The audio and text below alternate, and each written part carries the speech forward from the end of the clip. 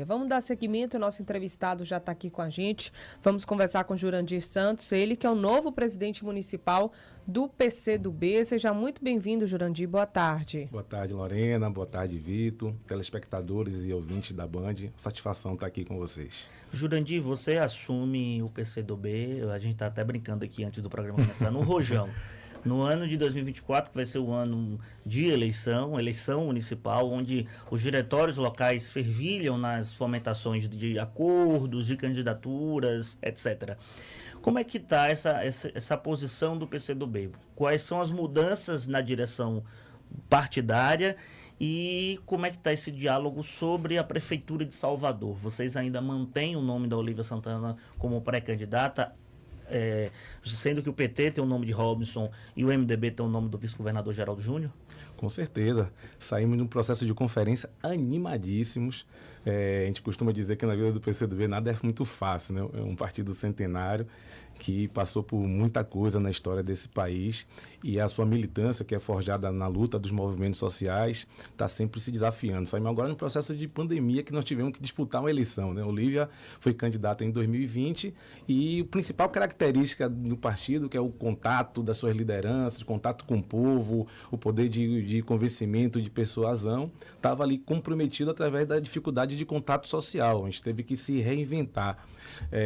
Agora, então, com essa conferência que nós fizemos, que reuniu 1.000 filiados do PCdoB em toda a cidade, organizado em mais de 35 organismos, né? Fora, portanto, os filiados que estão ainda sem se organizar. Então, é uma força pujante na cidade, com 2 vereadores.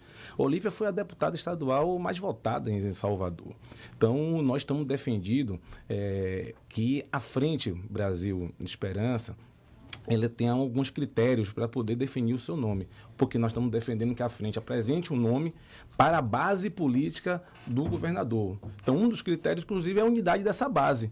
Nós não podemos fazer que nem a última eleição, sair divididos. Nós temos defendido que a base tenha uma candidatura única. Um outro critério é a densidade eleitoral.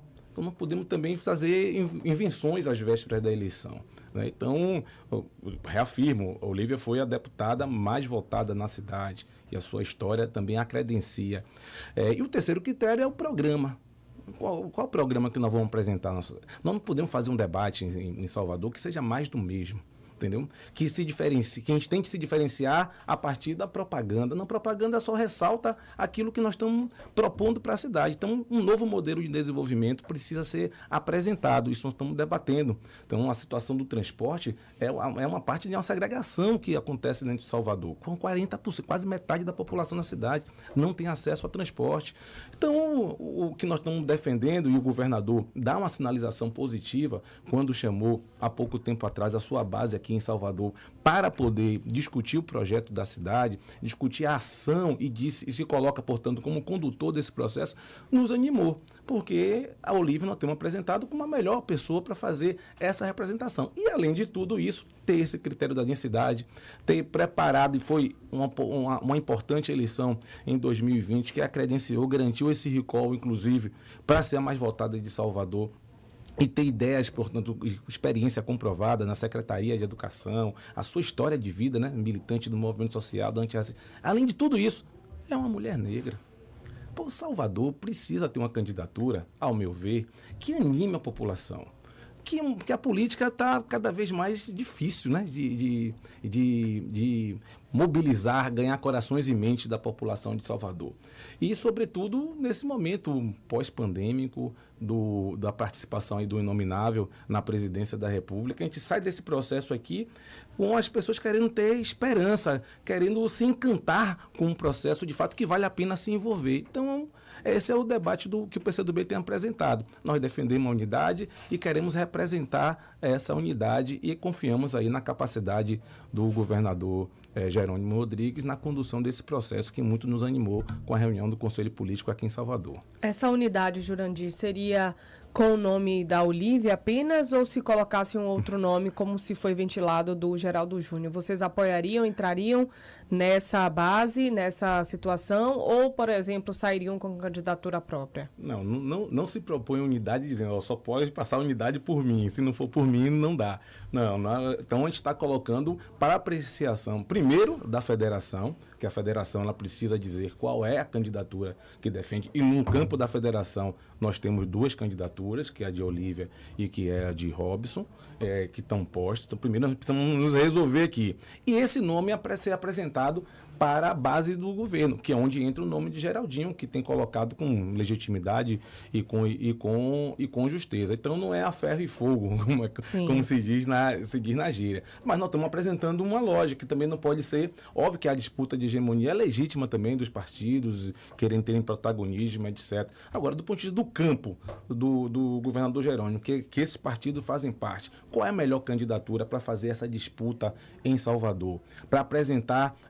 e dialogar com a população. Então, essa que nós estamos colocando. Nós estamos achando que a melhor candidatura é a de Olívia. Mas é um debate que vai ser feito com o governador, que está sendo feito, e o Conselho Político e a federação. Victor, ninguém quer brigar com o governador, tá ninguém vendo? Quer brigar com o Geraldo Júnior teve aqui também falou mesmo. A decisão do governador, da unidade independente de quem seja o escolhido. É a decisão dos partidos, né? Mas que compõem esse campo, tá vinculado a isso, porque até mesmo porque não estão fazendo aqui um paralelo, não tem como não fazer, né? Se faz um paralelo entre a ação da prefeitura, o grupo político que está na prefeitura hoje é o principal opositor do governo do estado, que é o grupo político do qual nós fazemos, do campo político do qual nós fazemos parte.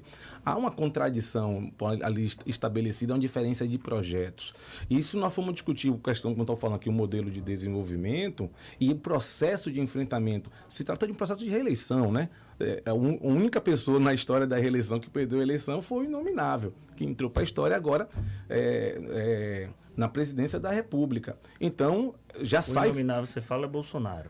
Eu não gosto não, porque situar nosso público, tem madeira aqui, tem, porque eu não gosto nem de falar o nome aqui. É quase o Voldemort do Harry Potter. Eu não gosto nem de falar o nome aqui para não dar azar. Então, foi o primeiro... Então, tem uma preferência. Tem um modelo hoje na cidade que é o seguinte, é o modelo que domina Salvador já há algum tempo, né? Porque você tinha um pequeno intervalo ali de Lídice, né, e de João Henrique, mas é o mesmo grupo político, né? Do carlismo, digamos assim, meio renovado com o Neto, mas é o carlismo, que hoje construiu o seguinte, através das subprefeituras, faz um esquema de captação de lideranças, de pequenas ações. Eu costumo dizer que e são sustentadas por um negócio do fingimento. É um grupo que finge ser preto, é um grupo que finge ser democrático, mas manda quem pode, obedece quem tem juízo, que finge fazer parte do campo de lua. Você vê nas eleições passadas, tem um conjunto de materiais e o próprio posicionamento de ACM Neto no processo eleitoral. Finge agora recentemente, diz que ama a capoeira, joga capoeira, etc. Mas vetou o projeto de lei que implementa a capoeira nas escolas, e eu falo com propriedade porque eu sou capoeirista, venho desse movimento social, e isso tudo potencializado por um grupo midiático, do qual tem parte ali a família que potencializa isso. Nós queremos discutir, portanto, a essência, queremos construir uma ação permanente na cidade, é mais que o processo eleitoral. O processo eleitoral é um meio que consiga, portanto, enfrentar os principais problemas de Salvador. Então, do crescimento econômico, da geração de emprego, da questão do transporte, volto a falar, porque o transporte não é um negócio que a gente pode naturalizar, entendeu? Essa segregação do lazer, do acesso ao trabalho. Hoje, 40% da população está andando a pé, não consegue se deslocar na cidade.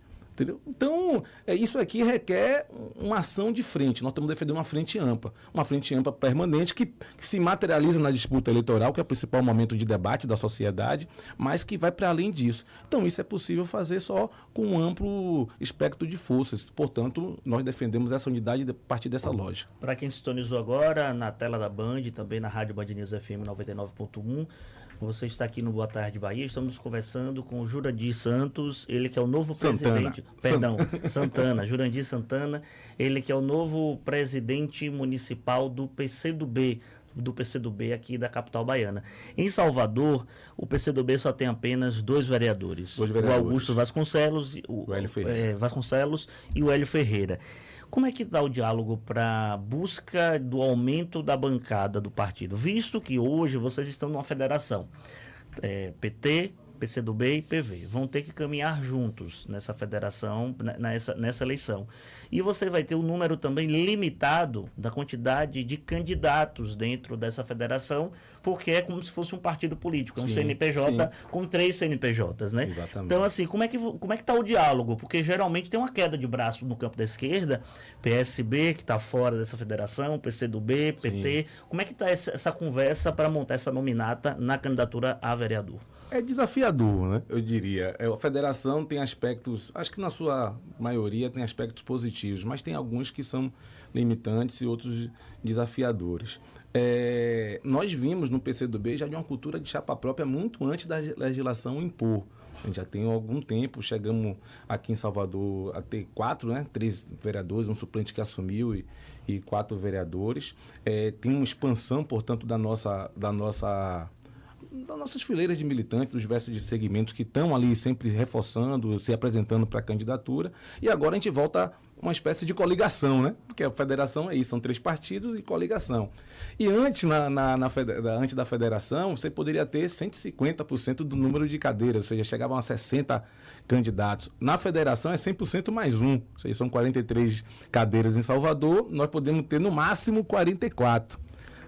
Mas termina prevalecendo também dos partidos uma lógica de concentração. Então a gente vive essa contradição da necessidade de expandir, uma pressão, né? Sim. De expansão de número de candidatos, com a necessidade de concentrar para garantir um número de vagas. O PCdoB, um processo óbvio que tem esse tensionamento, mas a gente já começou a fazer esse debate, né? A nossa tática aqui é de manutenção de 2 cadeiras e tentativa de ampliação.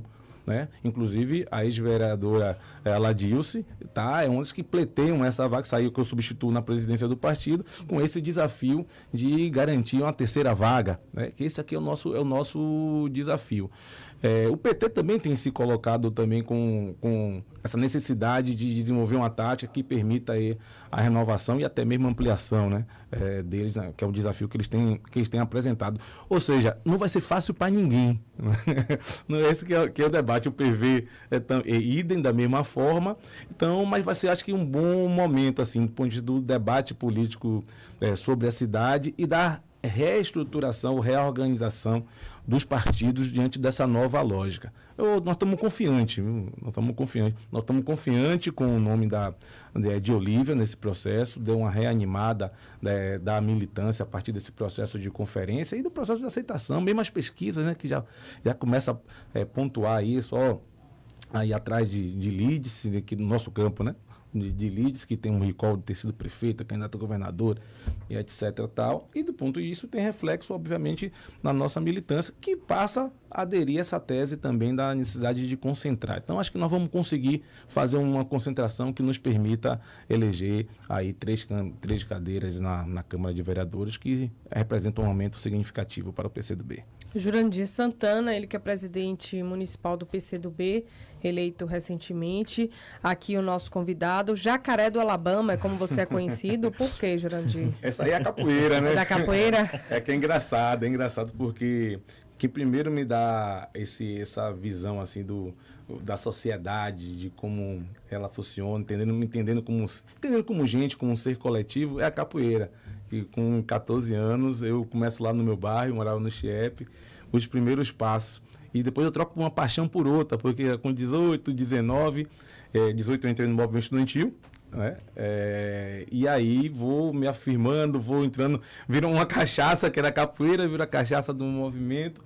Passei um tempo um pouco afastado, e tem 13 anos, vai fazer 14 anos agora, que eu volto para capoeira e organizo um coletivo, fazendo parte de uma galera que eu vejo lá militando, que é a salvaguarda da capoeira, a política de salvaguarda.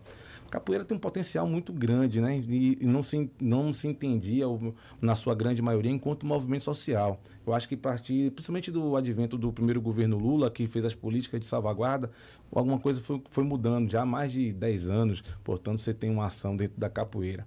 E isso cresceu, nós criamos, junto com a turma da Salvaguarda da Capoeira, o projeto de lei no qual a Olívia é autora, né? Pegamos por causa desse simbolismo, ser a primeira deputada negra do estado da Bahia, que, dentre outras coisas, é um plano de salvaguarda da capoeira, que, dentre outras coisas, defende a inclusão da capoeira nas escolas públicas do estado da Bahia. E foi aprovado esse projeto. Ficamos 2, 3 anos aí, foi aprovado o projeto, nós estamos numa fase, o governador lançou um grupo de trabalho, nós estamos numa fase de regulamentação. Então, ano que vem, provavelmente, nós vamos começar isso. Isso é importante porque a gente defende a capoeira como uma identidade cultural, é um pouco se entender e conhecer a nossa própria história. E a capoeira tem diversas dimensões, mas a principal, eu diria assim, é como cultura, né? Então, como conhecimento. Então, isso aqui é o desafiador. E nós fizemos a mesma coisa aqui na Câmara Municipal, que o vereador Augusto Vasconcelos apresentou e foi aprovada, passou por todas as comissões, por unanimidade, aprovou no plenário, por unanimidade, o prefeito foi e vetou. Depois a Câmara, obviamente, acompanhou o veto dele e nós passamos um bom tempo sem... Eu estava até tentando evitar falar isso, mas como estamos desde janeiro, que eu não queria politizar essa questão da capoeira. Falei com o André Fraga, que é contemporâneo de movimento, falei com o governador lá e derrubou o veto, manda ele apresentar o substitutivo, se é porque o vereador é de oposição, mas nada aconteceu e hoje está aí. Mas aí que essa expansão, esse nome de Jacaré de Alabama tem a ver com isso e tem a ver com as lutas sociais que nós estamos fazendo dentro da capoeira para poder afirmar ela como elemento de identidade cultural do nosso povo. Tem muita coisa boa e nova que vai acontecer aí a partir do ano que vem. Jurandir, obrigado por ter aceitado o nosso convite. Obrigado dizer a vocês. que estamos sempre à disposição e sucesso na missão aí de assumir a presidência do partido. Muito obrigado, Lorena, Vitor, telespectadores e ouvintes da Band. Satisfação muito grande. Estamos também à disposição para fazer esse debate sempre que necessário. Obrigada mais uma vez.